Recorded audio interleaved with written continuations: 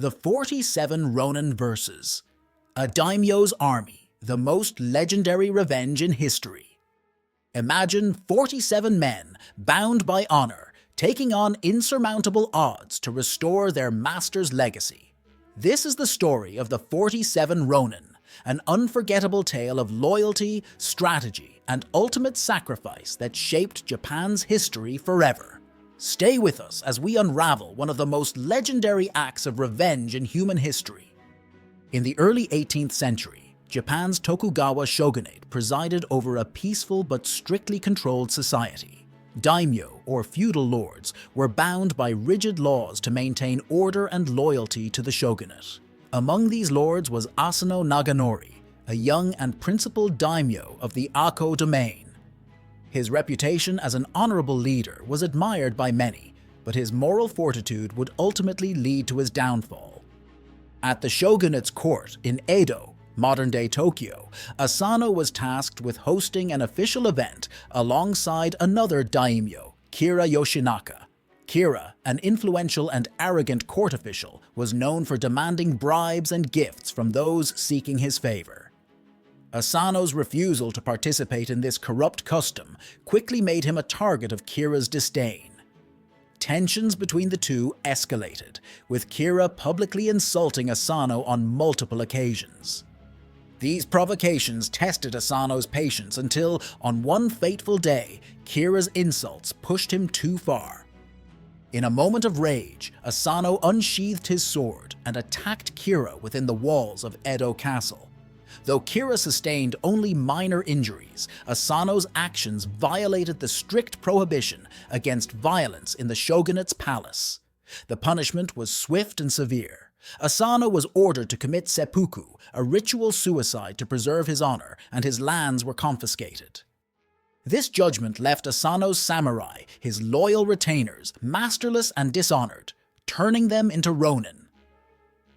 The fate of their master weighed heavily on them, and the injustice they felt festered into a shared desire for retribution.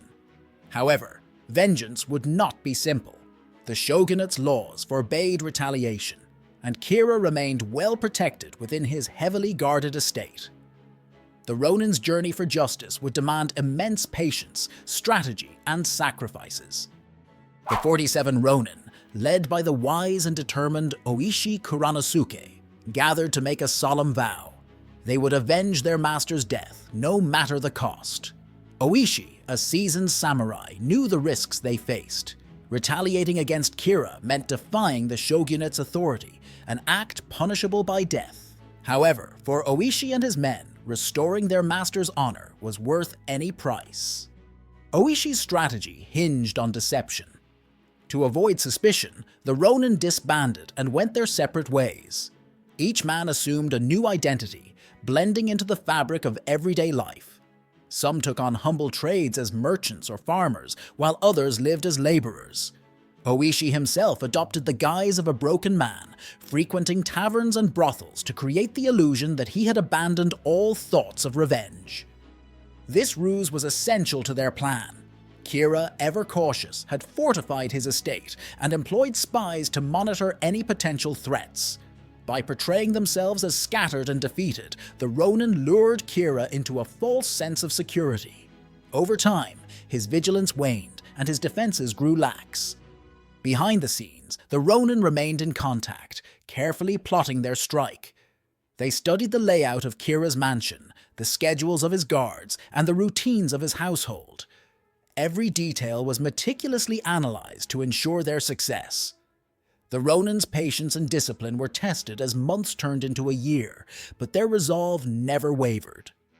By December 1702, the time was ripe.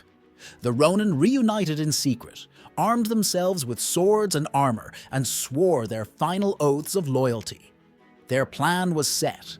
Under the cover of night, they would storm Kira's estate and bring justice to the man who had wronged their master. For over a year, the Ronin's lives were marked by sacrifices and hardships. Oishi, in particular, bore the brunt of public scorn. His feigned descent into disgrace brought shame upon his family, leading to a painful separation from his wife and children. Yet he endured this humiliation for the sake of their mission. The Ronin's dedication extended beyond mere survival. They trained in secret, sharpening their skills and fortifying their spirits. Each man knew the gravity of their undertaking. Failure meant not only death, but the obliteration of their master's legacy. This shared purpose bound them together, creating an unbreakable bond of brotherhood. As the months passed, whispers of their plot began to circulate. Kira's spies attempted to uncover their intentions, but the Ronin's careful planning kept their true motives hidden. Their deception was so effective that even Kira himself came to believe they had abandoned their quest for revenge. Complacency took root, leaving his estate vulnerable. This period of waiting was not without its challenges. The Ronin faced constant scrutiny and the temptation to abandon their cause. Yet their loyalty to Asano and their commitment to justice sustained them. Every hardship they endured was a testament to their unwavering resolve. Finally, the time for action arrived. On a cold winter's night, the Ronin gathered for one final meeting. Their preparations were complete and their course was set. They donned their armor, readied their weapons, and said their prayers. With the weight of their mission upon them, they marched toward Kira's estate, ready to fulfill their vow. The snow-covered streets of Edo were silent as the Ronin approached Kira's estate. Clad in armor and armed with swords, they moved with precision and purpose. Their plan was carefully orchestrated.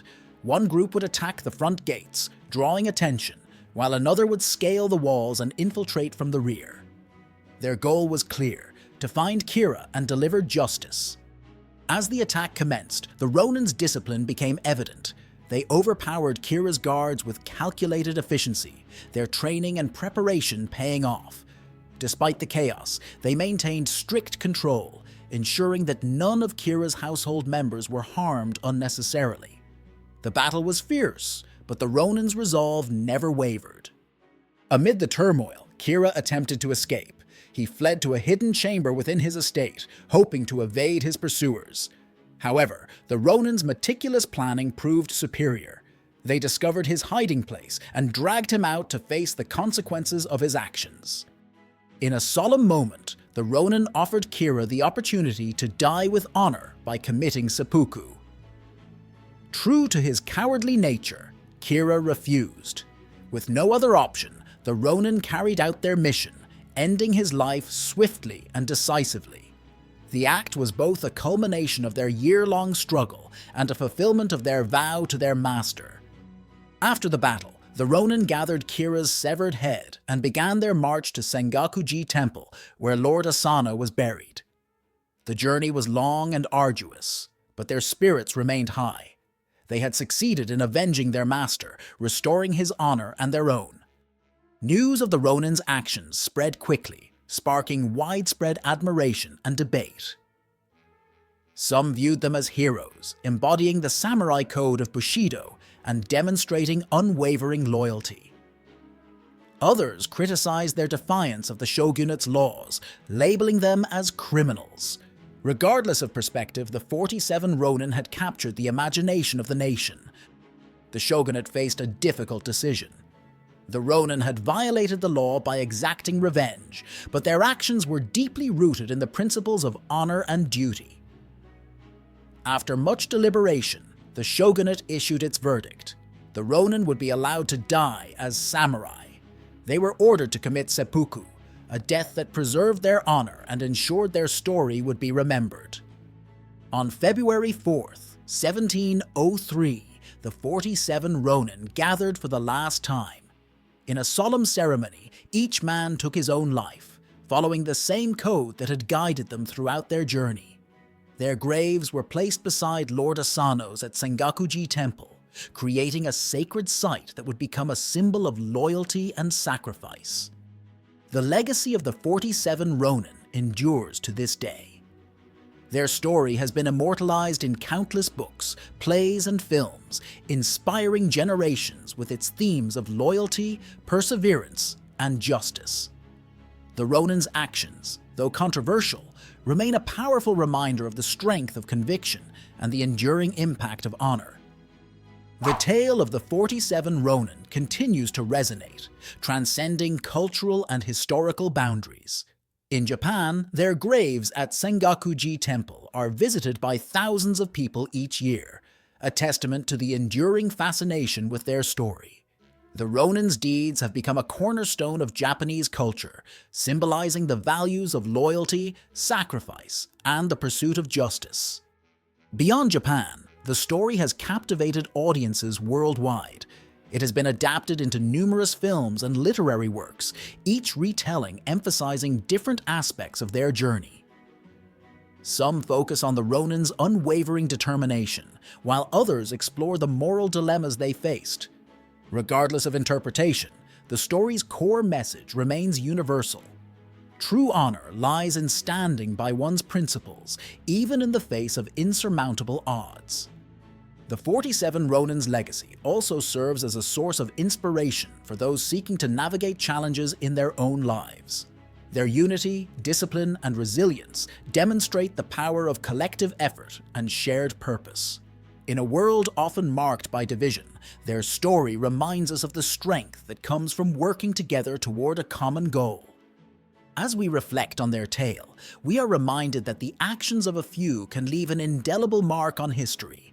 The 47 Ronin may have lived and died centuries ago, but their spirit endures, a shining example of what it means to live with honor and purpose. Their story is not just a historical account. It is a timeless lesson in courage, loyalty, and the enduring power of the human spirit.